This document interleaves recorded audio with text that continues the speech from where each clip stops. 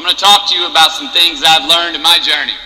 Most from experience, some of them I heard in passing, many of them I'm still practicing, but all of them I do believe are true.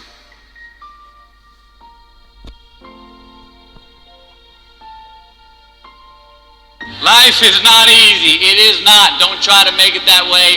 Life's not fair. It never was. It isn't now, and it won't ever be. Do not fall into the trap, the entitlement trap, of feeling like you're a victim.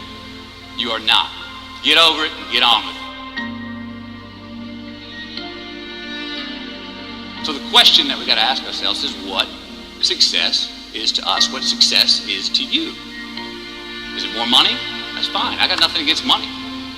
Maybe it's a healthy family. Maybe it's a happy marriage. Maybe it's to help others, to be famous, to be spiritually sound, to leave the world a little bit better place than you found it. Continue to ask yourself that question. Now your answer may change over time, and that's fine. But do yourself this favor. Whatever your answer is, don't choose anything that will jeopardize your soul. Prioritize who you are, who you want to be, and don't spend time with anything that antagonizes your character. Be brave, take the hill, but first answer that question, what's my hill? So first, we have to define success for ourselves. And then, we have to put in the work to maintain it. Take that daily tally. Tend our garden. Keep the things that are important to us in good shape. Where you are not is as important as where you are. It is just as important where we are not as it is where we are. Look, the first step that leads to our identity in life is usually not, I know who I am. I know who I am. That's not the first step. The first step's usually, I know who I am not. Process of elimination. Defining ourselves by what we are not is the first step that leads us to really knowing who we are. You know that group of friends that you hang out with that they really might not bring out the best in you? You know, they gossip too much, or they're kind of shady. They really aren't going to be there for you in a pinch. Or how about that bar that we keep going to that we always seem to have the worst hangover from? Or that computer screen, right? The computer screen that keeps giving us an excuse not to get out of the house and engage with the world and get some real human interaction.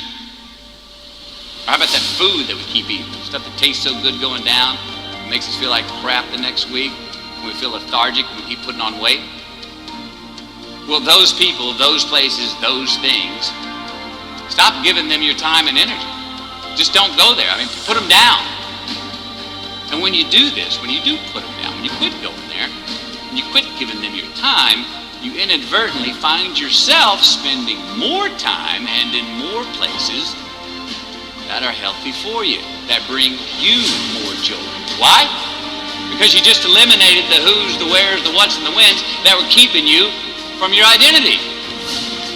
But trust me, too many options, I promise you, too many options will make a tyrant of us all.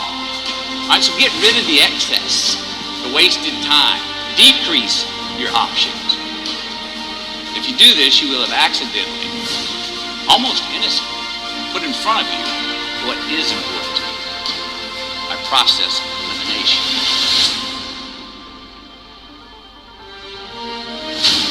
Knowing who we are is hard. It's hard. Give yourself a break. Eliminate who you are not first. You're going to find yourself where you need to be. Instead of creating outcomes that take from us, let's create more outcomes that pay us back, fill us up, keep your fire lit, turn you on for the most amount of time in your future. We try our best, we don't always do our best.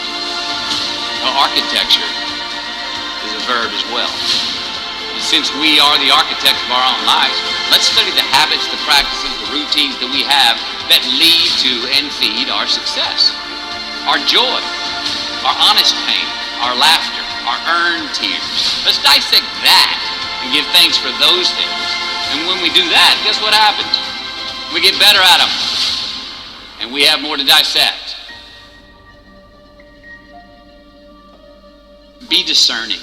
Choose it because you want it. Do it because you want to.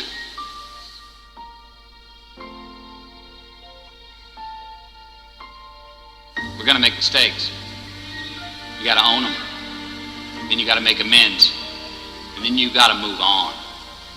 Guilt and regret kills many a man before their time. So turn the page, get off the ride,